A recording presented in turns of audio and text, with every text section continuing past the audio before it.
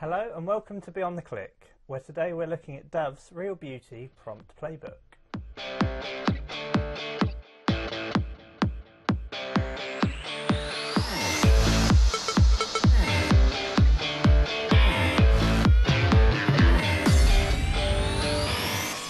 So Jason, why are Dove doing this? So in 2004, Dove started a campaign for real beauty.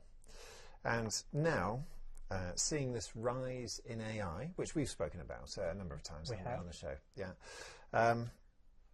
they feel it's necessary, and indeed, I agree with them, it is necessary to bring out this guide. They note in the intro to the guide that by 2025, it is estimated that 90% of all digitally produced content will be AI generated. And that's obviously, that gives scope for people to,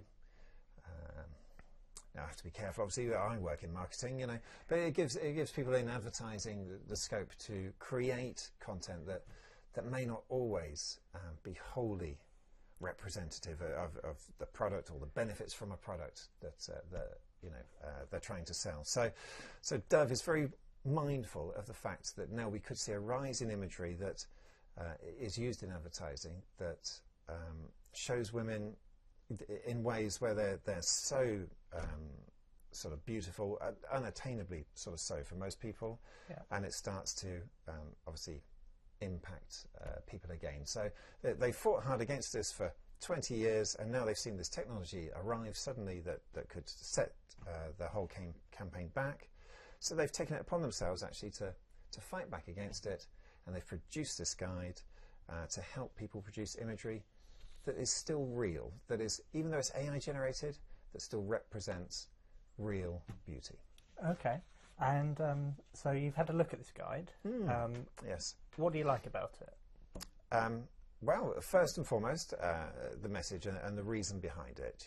That's, yes, I think extremely important that people are not given these kind of standards to aim for that they couldn't possibly ever sort of reach. So keeping things real, making it so that things are represented truthfully, even when they are AI generated.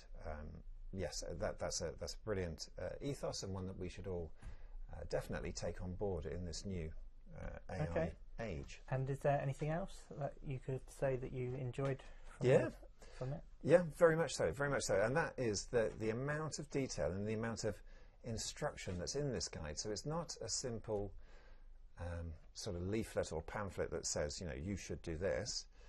It's a really in-depth document that goes into great detail explaining how you can create prompts in AI to generate images that are realistic and do represent people faithfully, whether that's people from different ethnic backgrounds or people different shapes, sizes, anything you want to try and represent, skin conditions, you can prompt into AI. It's just a question of knowing how, and this guide really explains in detail how you can do that. Okay, could you give us a few examples from the guide? Yeah, no, certainly. So we'll show you one here actually.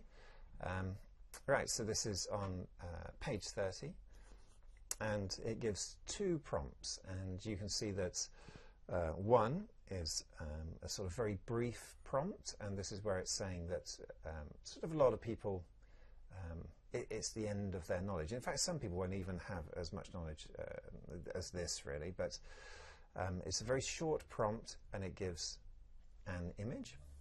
But then the second example next to it shows what happens if you really become so much more adept at writing prompts and go into much more detail in them, the sort of image that can be attained then, and it's much more specific to sort of what you have in mind.